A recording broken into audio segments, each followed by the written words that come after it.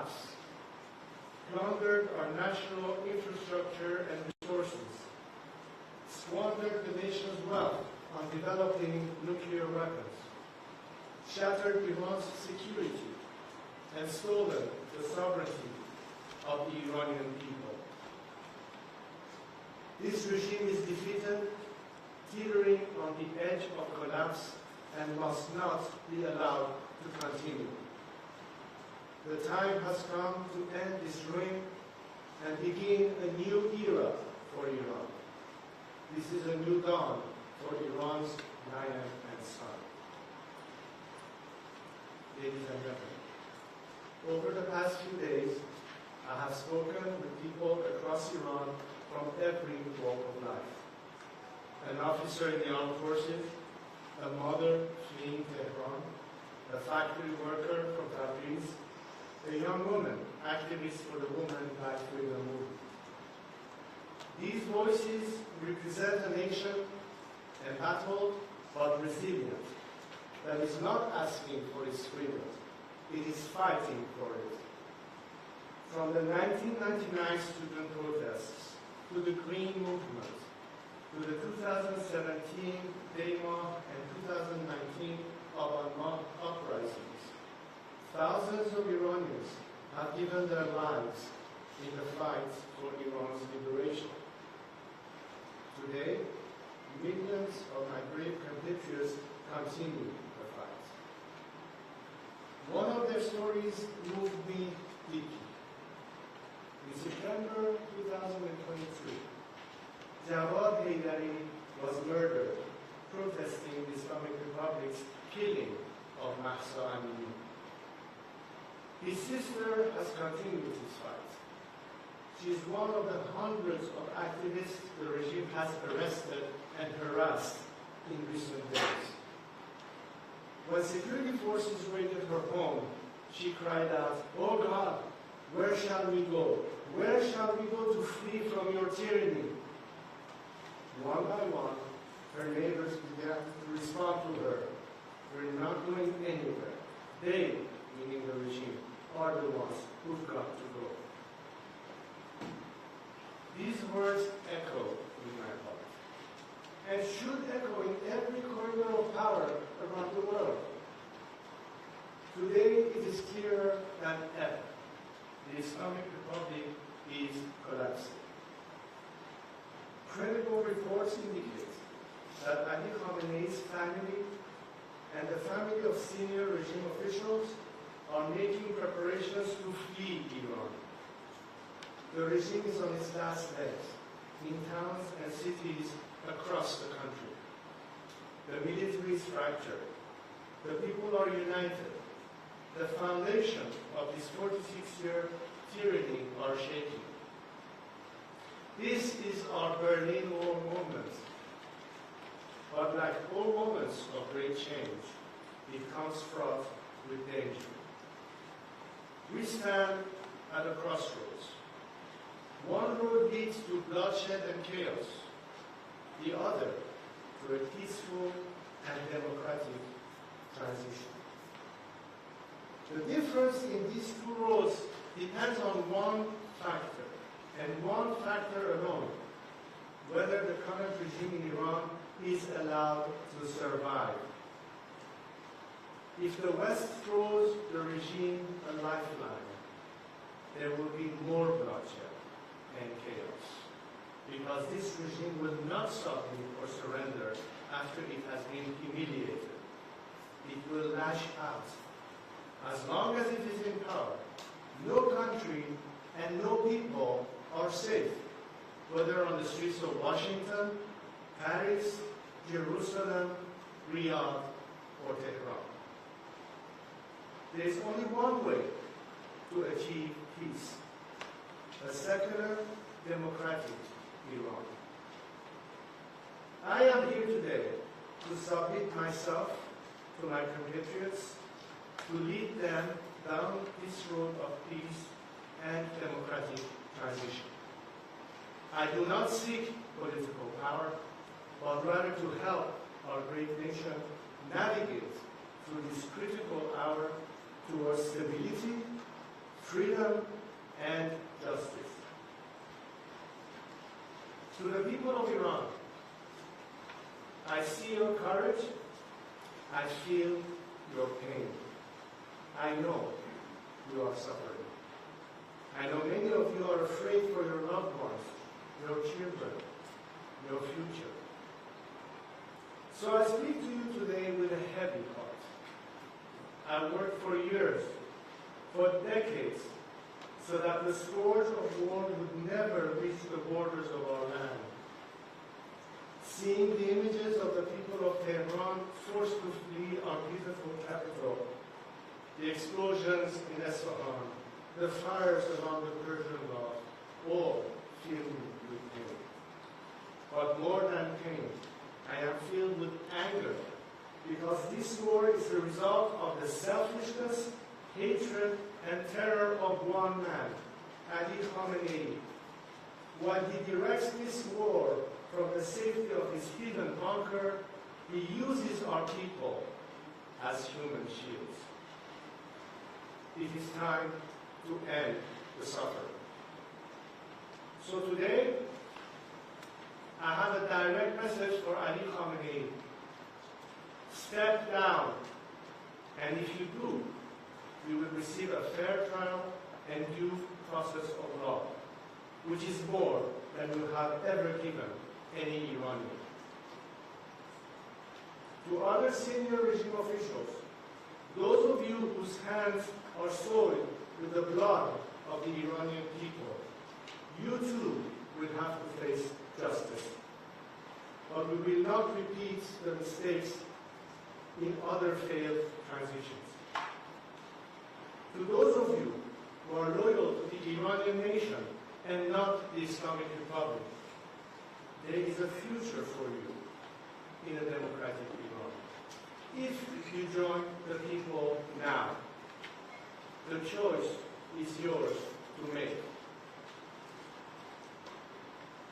I know these officers, these soldiers, these brave men exist because they are reaching out to me and telling me they want to be part of this national salvation.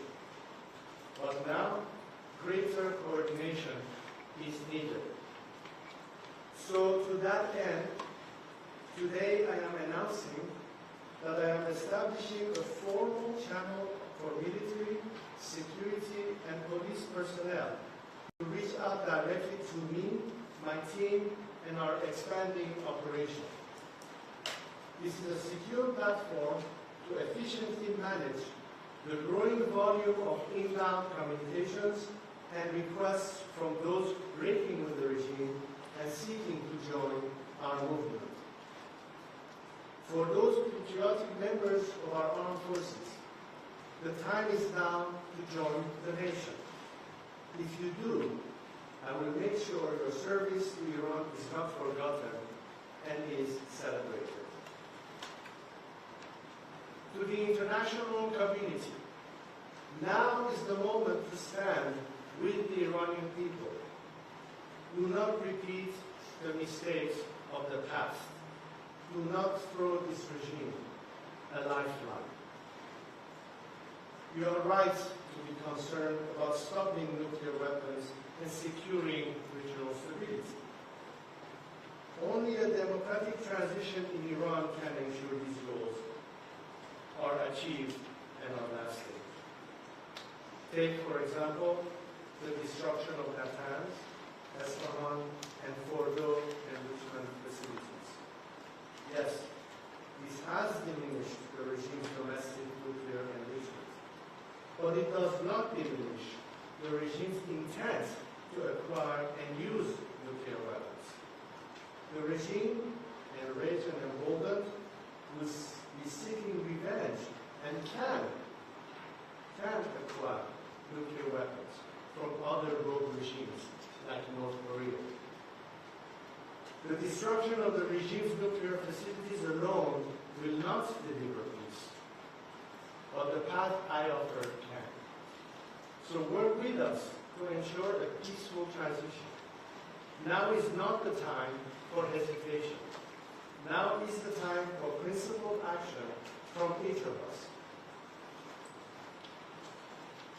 46 years ago, when my late father and our family were forced to leave Iran, I took an oath to God and to my country. I would not turn my back on Iran or the Iranian people. Every day since, I have dedicated my life to my compatriots. And today, I am here to reiterate it and to put myself at their service. I am stepping forward to lead this national transition, not out of personal interest, but as a servant of the Iranian people. I have a clear plan for transition and national renewal. Our transition and future democracy will be based on these three core principles: Iran's territorial integrity, individual liberties and equality of all citizens, separation of religion and state. The final form of this future democracy we seek will be for the Iranian people to decide in a national referendum. What I offer is not just a vision for the future of our country, but a plan to execute a peaceful, orderly transition. To achieve that, today I am announcing the following initial steps. First, I will convene a National Unity Summit. This gathering will include activists, dissidents, and groups from across the ideological spectrum who agree to these three principles. It will not be limited just to political groups, but business leaders, professionals, experts, and other groups with influence across Iranian society. This summit's objective will be to agree on a roadmap for democratic transition and reconstruction. Second, in parallel to the democratic process, I am developing an economic plan to rebuild Iran. We have already launched the Iran Prosperity Project, a comprehensive plan for the economic reconstruction and social stabilization of our country in 3 phases. The emergency phase of the first 4 to 6 months, the establishment phase of 18 to 24 months, and the normalization phase, which is long-term. In the coming days, my team of experts will publish the plans for the first 100 days after the collapse of the Islamic Republic based on this work. We are bringing together some of the world's greatest investors, builders, entrepreneurs, and experts who care about Iran and see its immense potential.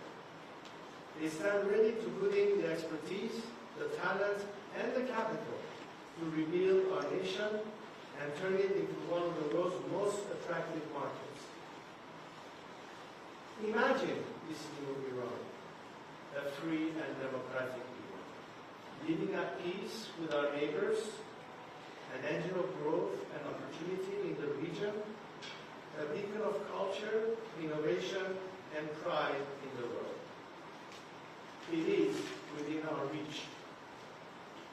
We are proud, ancient, resilient people.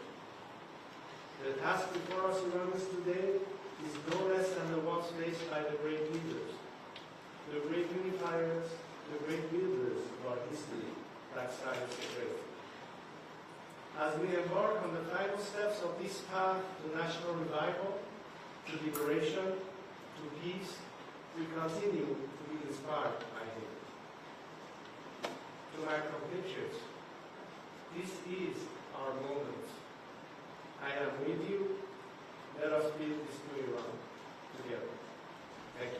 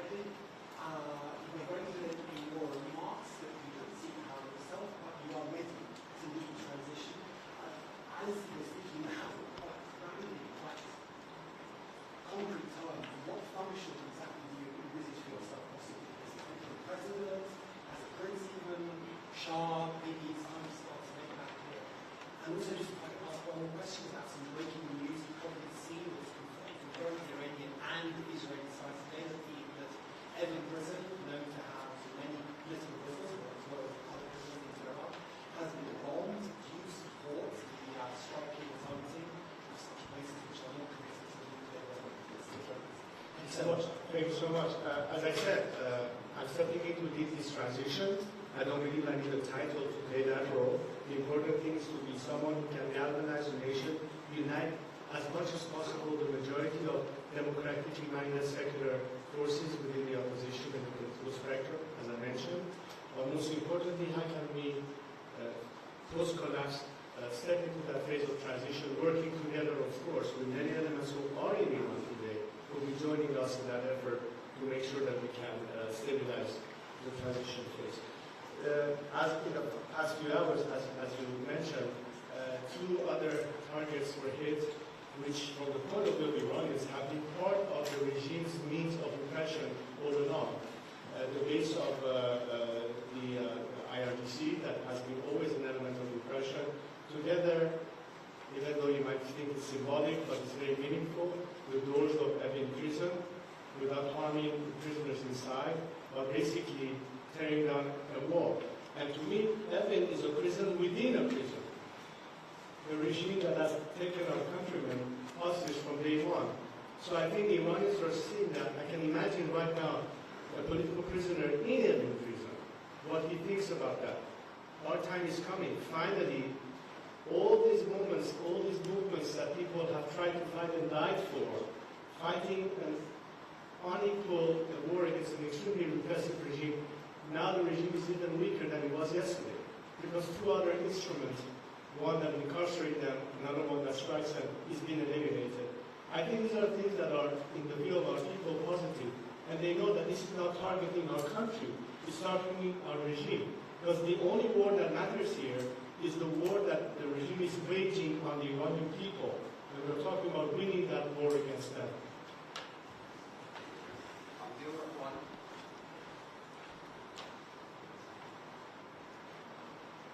BBC. Harry.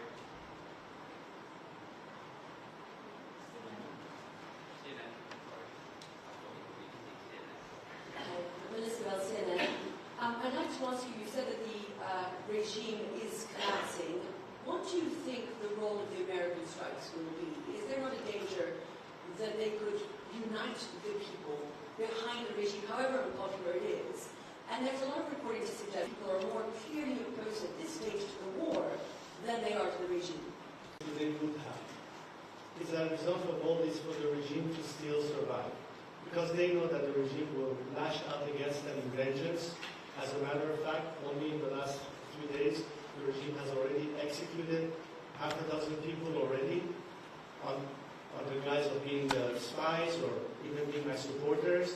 The regime is ultimately what people fear the most. They want to make sure that at the tail end of all this regime actually collapses, which is what I mean by saying don't wait another lifetime.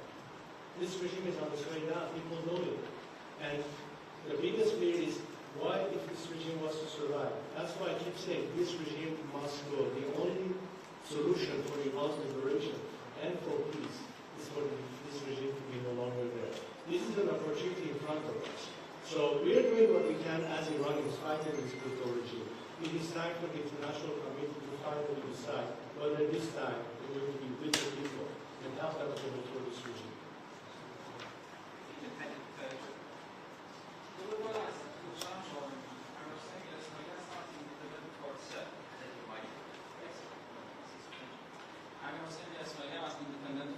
حالا از آقای ترامپ دیروز در شبکه اجتماعی خودشون نوشتن اسد رو به ایران بازگردونید. خب همه ما میدونیم که این بازگشت اسد طبیعتا منظورشون اشاره به دوران حکومت پادشاه فقید ایران پدر اسد داره.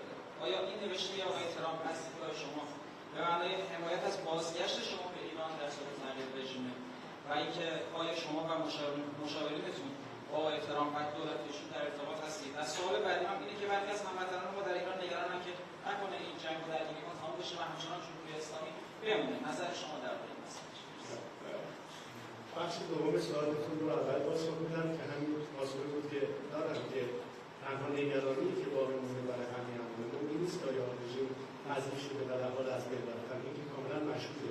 اما آیا ادامه این جریان باعث همچنان برپا موندن رژیم خواهد بود یا نه؟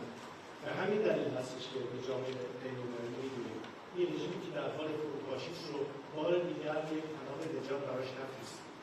نگذارید که ادامه نظام، ادامه این درگیری، ادامه این جنگ، ادامه تخریب کشورمون باشه. این فرصت طلایی که اکنون دنیا داره و از هر زمان دیگری این فرصت برای هممون پیش اومده که به حال بر علیه رژیم بسیار سختگیر باید مقابله می‌کردن، ولی الان ابزار سخت رژیم تقریبا دیگه از بین رفته و این بهترین فرصته. و اما هر موضوع دیگه‌ای که این رهبر سیاسی کشور دیگه در مقابل ایران میگیره، بر اساس این هستش که ما همیشه گفتیم که تعیین سرنوشت و تکلیف آینده به دست مردم ایران خواهد بود.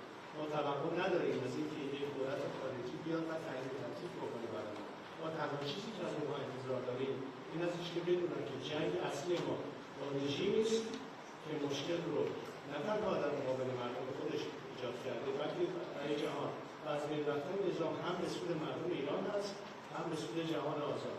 اما آنچه سرنوشت ایران رو تعیین خواهد کرد خود مردم ایران خواهند بود. برای همینه که روند تغییر دموکراتیک رو در مبنایی که نهایتاً به رفراندوم ملی تعیین تکلیف خواهد کرد اون رو باز تقویت کنیم و اجازه بدیم که مسیر دموکراتیک به درستی طی بشه.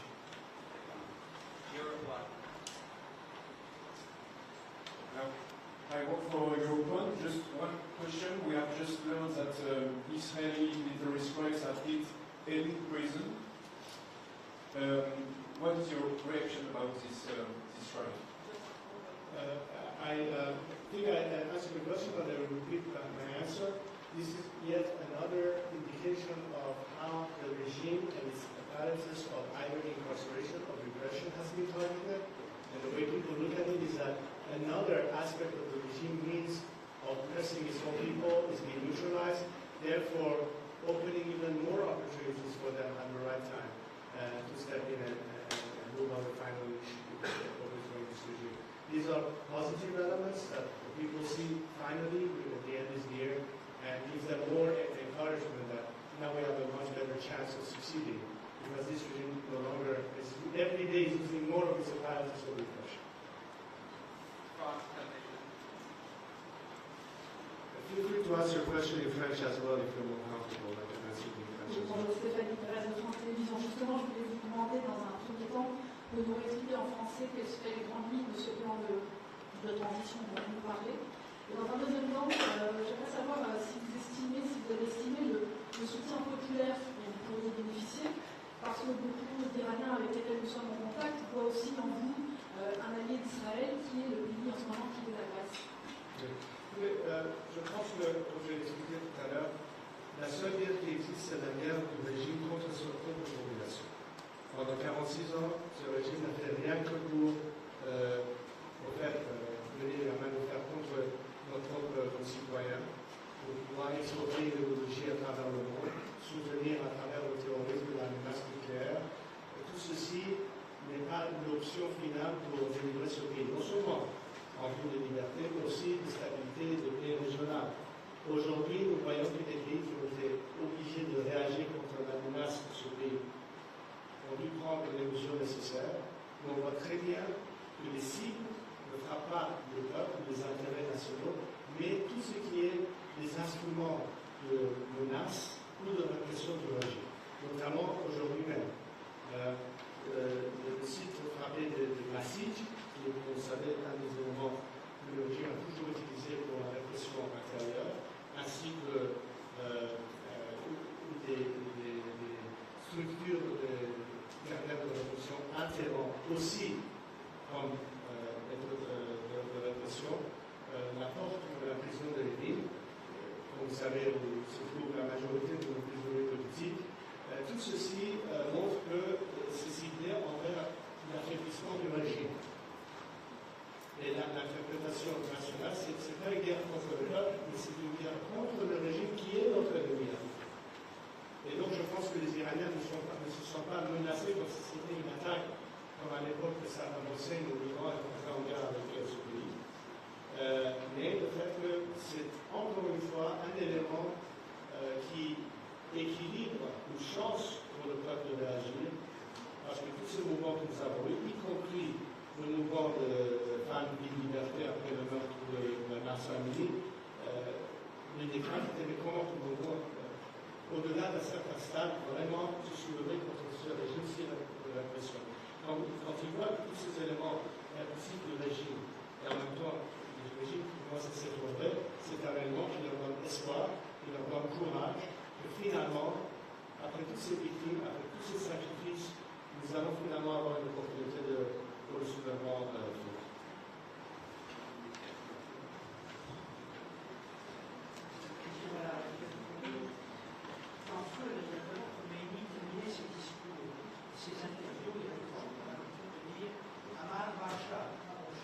Est-ce que vous, 46 ans après, vous dites Amar Bah Khomeini? Non, le peuple Khomeini est au nom du dictateur. Mais pourquoi? Parce qu'ils savent très bien que l'ennemi est intérieur, l'ennemi n'est pas extérieur. Quand les Iraniens appellent à la chute du dictateur, ça veut dire quoi? C'est une fin à ce régime. Aujourd'hui, nous sommes le plus proche possible à cette réalité. Cette dictature théocratique n'existerait pas, elle est en train de s'effondrer. Les éléments au tête du régime préparent déjà leur fuite. Et aujourd'hui, nous voyons que les éléments militaires, le luxe, de sécurité, commencent à nous contacter. Ils ne veulent pas couler avec le navire qui est en train de couler. Ils veulent se rejoindre au peuple. Au lieu d'être devant ou contre le peuple, ils veulent se rallier au peuple. Les défections déjà commencent. J'ai indiqué dans mon discours que nous préparons déjà le mécanisme de communication. Tout ceci, c'est en vue de préparer, comme dit le terrain, dans cette phase actuelle jusqu'à la chute du régime. Mais surtout, qu'est-ce qui va se passer pendant cette période de transition? Alors, tout ce planning est effectué. Vous entendrez encore plus dans les jours à venir. Et comment nous faisons exactement cette chose? Avec la coopération et collaboration des forces intérieures et bien entendu la mobilisation des forces au-delà du pays qui travaillent ensemble sur ce sujet. Et bien entendu au niveau international, quelle sorte de coordination pourrait exister avec les gouvernements qui les concernent. Tim Ross from Politico. So the United States Secretary of State and the government of Israel have both said that regime change is not a war objective. Would you like regime change to be a war objective, even if that means Israeli and potentially American troops fighting in the streets of Tehran? My position has always been throughout the years that it is not any foreign government's mission or job or policy to define it as being regime change. The question, however, is for this government to recognize that this is the ask of the Iranian people. And in support of their liberal and democratic aspirations, where do particularly Western democracies stand? Are they going to continue to appease this regime and throw it another lifeline at the expense of the Iranian people? Or will they this time recognize that this is a golden and historic opportunity to put an end, on the one hand, for a regime that has repressed its own citizenry for its own benefit all these years, but also to put an end to any threat that this regime represents. If America or Israel had to respond under whatever threat, ultimately they had to recognize that by a change of regime, everything changes. So it's not that they need to advocate for regime change.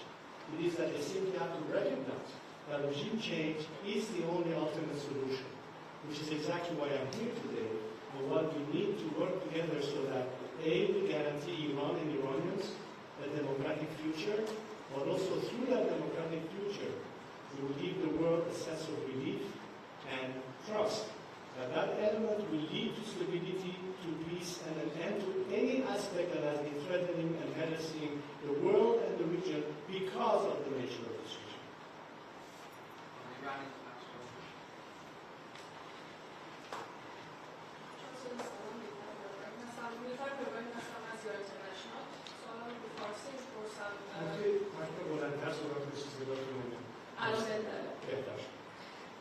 سوال اولم در مورد نگرانی بعضی از مردم در داخل ایران وقتی که میگید که زمان فروپاشی نزدیکه یا اصلاحات ها بیان مبارزه کنید، خیلی ها نگرانند و معتقدند که در شرایطی که زیر بمباران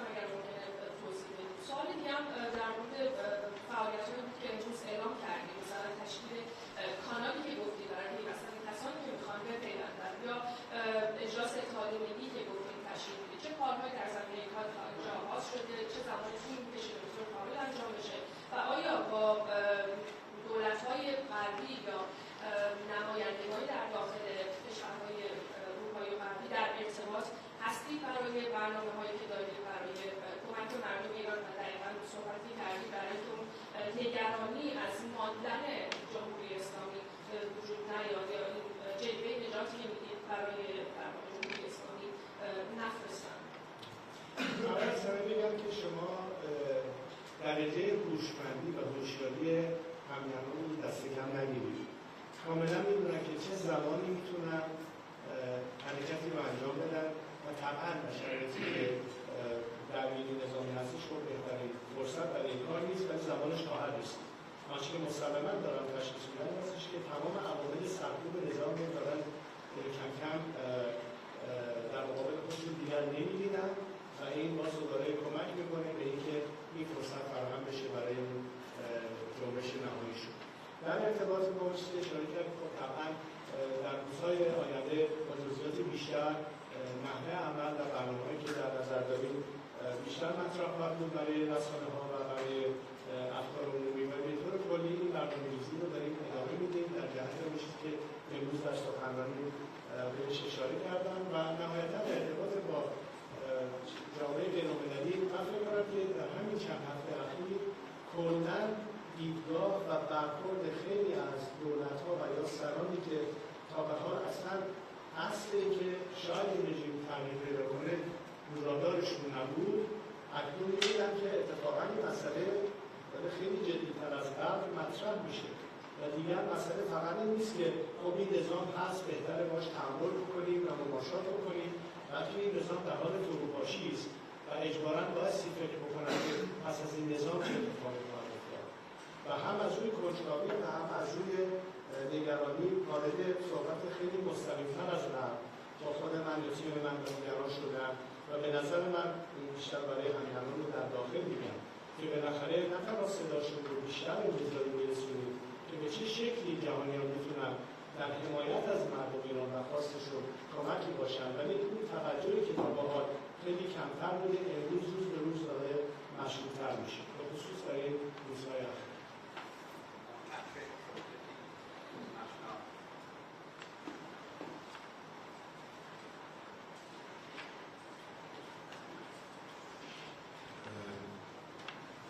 Monseigneur, de nombreuses chancelleries, notamment européennes, continuent de préférer la stabilité à la justice en disant qu'il ne faut surtout pas tenter de changer le régime. Comment expliquez-vous, or soit pour qu'il n'y a pas de stabilité éternelle sans un minimum de justice, comment expliquez-vous cette prudence, si on est optimiste dans les termes, ou cette complaisance, si on veut être plus sévère? L'Afrique, c'est pas du nouveau. On se connaît depuis qu'on se connaît, presque plus de 40 ans, je dois dire. Mais qu'est-ce qui change, en fait? C'est le fait que, peut-être jusqu'à présent, où on parlait d'une politique d'apaisement, en oubliant qui peut être un autre alternative, donc c'était le status quo.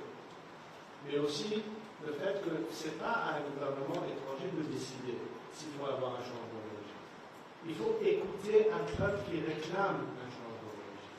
Et à ce moment-là, en tant que des démocraties européennes ou américaines, qui parlent des droits de l'homme, qui parlent des libertés, qui parlent des injustices, qui parlent de tout cela, comment voulez-vous qu'une continuation de ce même régime puisse être la solution et d'être intimidé par la menace du régime, de ne pas avoir un dialogue ouvert avec les représentants de cette démocratie laïque contre un régime sanguinaire.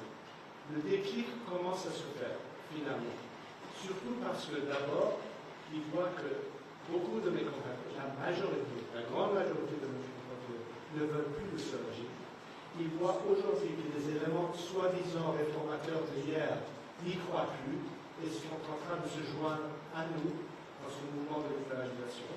Mais aussi le fait que vu que les Iraniens sont prêts à ce changement, c'est un simple choix à faire. Est-ce qu'on fait obstacle à leur demande ou est-ce qu'on soutient leur demande? Ce n'est pas une politique à mener par un gouvernement, un projet de réclamer un changement de vie. Mais c'est d'acquiescer la demande d'un peuple qui peut être libéré et qui veut savoir si le monde libre est avec eux ou contre eux. C'est un simple choix à faire.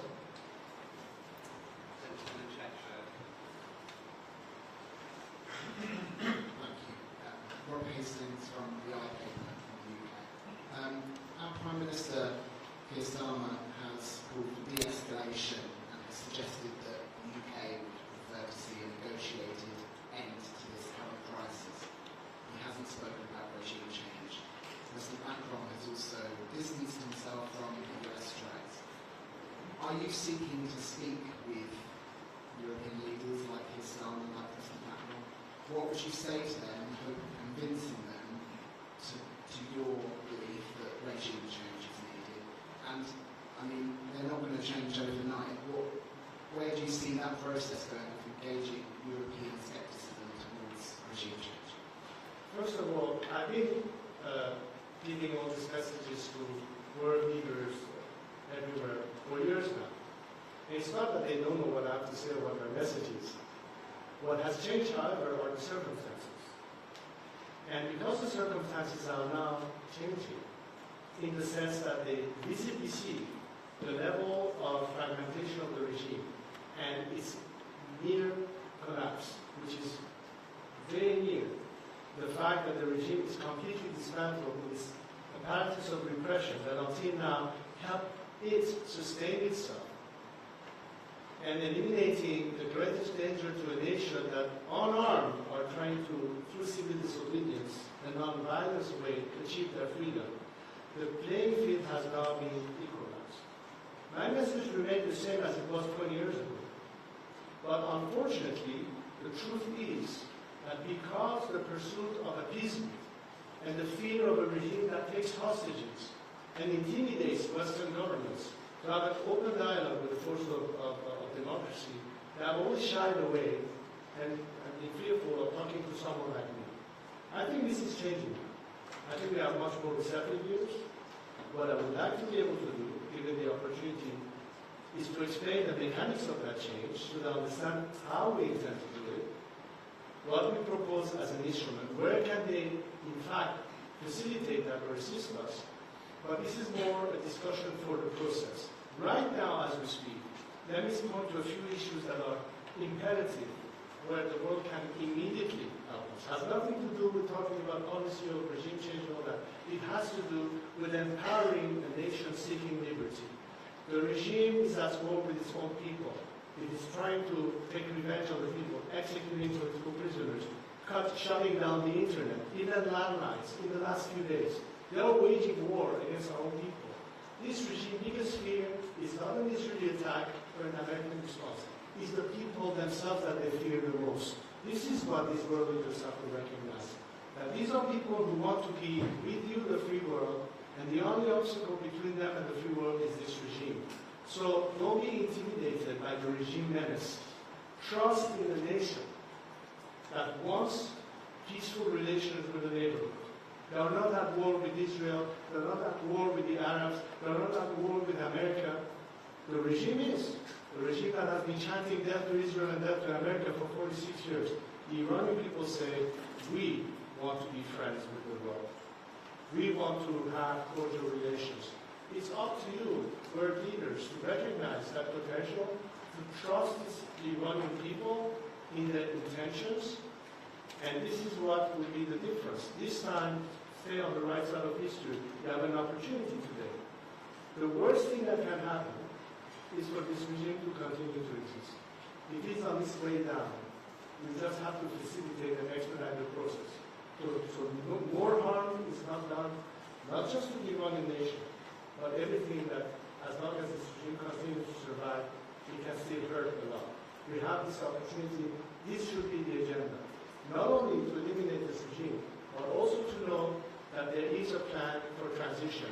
It's not going to be chaos, it's not going to be unknown outcome, but for that we need to be able to coordinate. So it is, I don't think it is anymore the question of whether or not, or if there should be, but how can we make sure that this is a successful transition?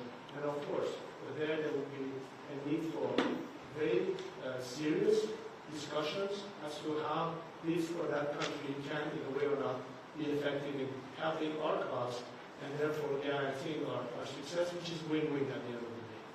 Okay, last two questions. Channel 12 and then the side. I'm afraid they're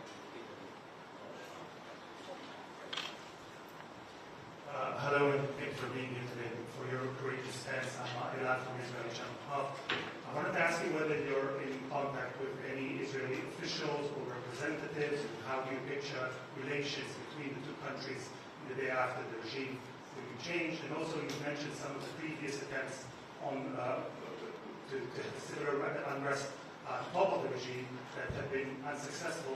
What makes you optimistic that this time will be different? Well, first of all, my team has been, and myself in some cases, in contact with representatives of various governments. As you may know, 2 years ago I traveled to Israel and met at the top level of leadership over there. There's an obvious understanding of the vision and what could be the future of a different Iran, and how does that play to, what could be, unlike this regime, the future of our region. I mentioned the fact that we do have the Abraham Accords, which of course was sabotaged by the regime. I think we should elevate that to the Cyrus Accords, which includes Iran as a key player into that, and making sure that ultimately we find that we have a neighborhood that is stable and at peace with one another. This is the vision, and I think this is a message that has resonated very well, at least regionally. But you're right, is this time different? It is different in the sense that, as I pointed earlier, we have had many uprisings in Iran, at least in the last decade. The last one being, of course, the Women Life Freedom Movement. And all those brave souls that have died in the process did not need to have a guarantee of success before they committed to it. They are still resilient. They will still continue fighting. But what's different this time? This time they see that the regime's instrument of repression and terror is being decimated, it's being neutralized, and they understand that this is not a war against them, it's against the regime itself. That in fact it is helping the Iranian people by neutralizing the regime's instrument that so far has been killing left and right our brave compatriots in all of this movement. And this time the Iranian people say, maybe we have a chance. Look, we have seen history many times, and it's ebbs and flows, right? But ultimately, the Berlin Wall came down. The Soviet Union did collapse. The dissidents in those countries finally got their chance.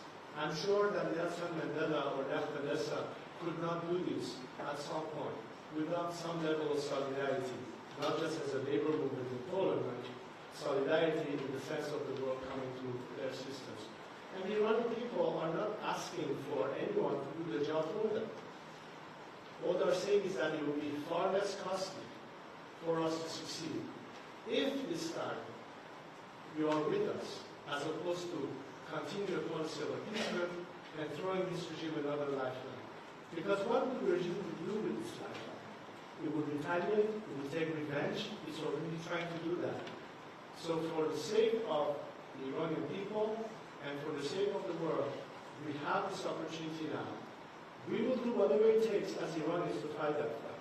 But the world needs to consider that the consequence of that change would put an immediate end to all the threats that this regime has represented, whether it's a nuclear threat, or terrorism, or radical ideology spreading, and how it's impacting Europe, we see it in many countries, and all of that can be reversed. Not only that, but beyond security and stability, economic opportunities. How can the Iranians benefit from that? How can the world benefit from that? Because we are no longer dealing with a regime that is a mafia-like corrupt system that squanders our natural resources at the expense of the Iranian people to spend it on nuclear programs or supporting its proxies in the region. We talk about the national government, first and foremost concerned with the prosperity of its own country, by means of creating all the opportunities, but also to tell the world Iran is as I said in my speech, is a huge potential for investment and growth, and And that's also in the interest of the world.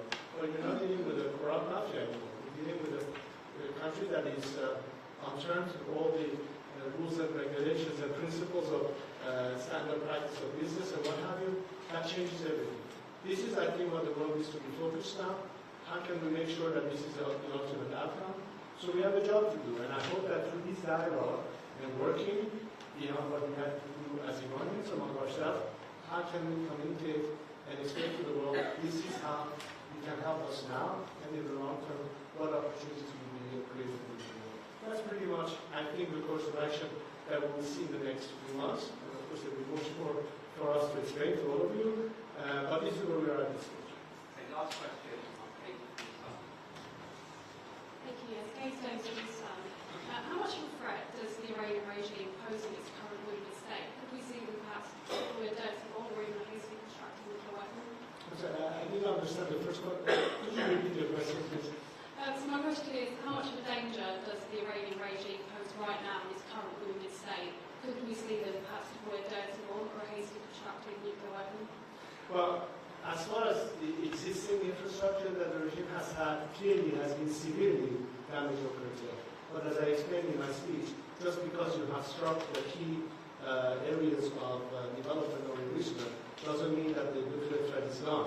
As I said, they can go and purchase it from the North Koreans, for example. The point is that the finger on the trigger is ultimately the menace. That as long as this regime continues to exist, we should not fall under the false premise that because we're dealing to neutralize the nuclear enrichment plants or what have you, the threat is gone. For a while it may be, for a while it might have delayed it. But as long as this regime continues to exist, like a bad weed, it will keep popping up in the Russia. We need to make sure that it's completely eradicated.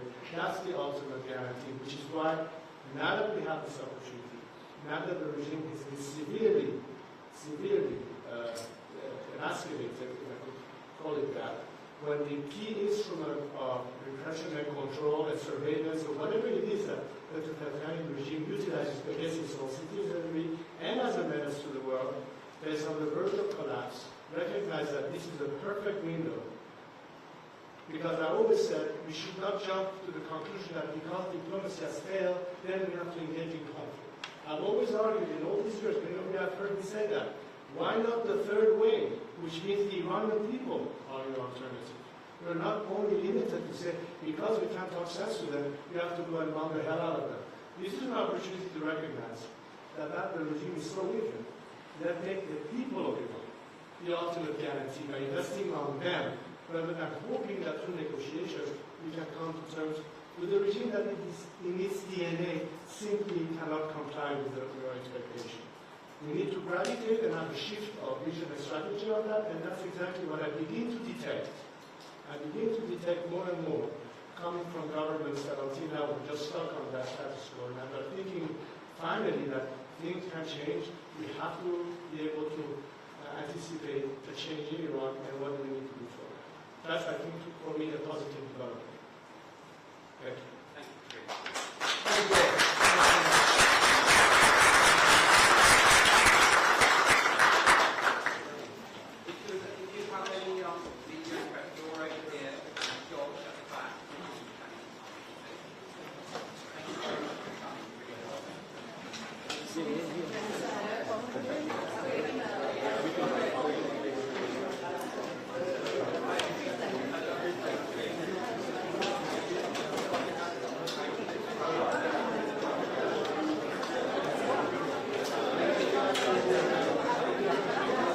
Hein? C'est fini en fait.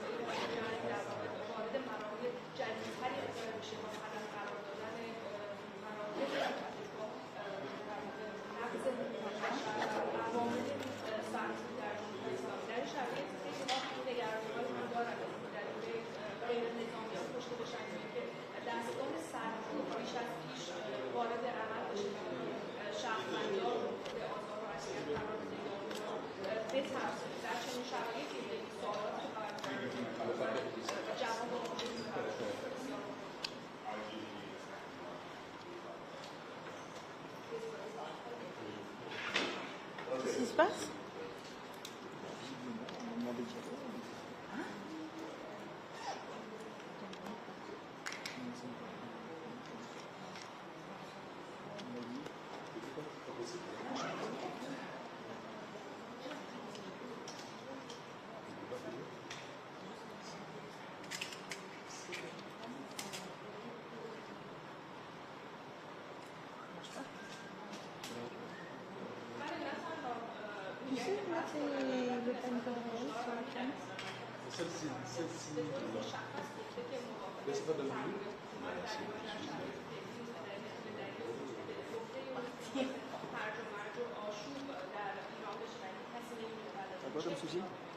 Mettre en pleine code réel.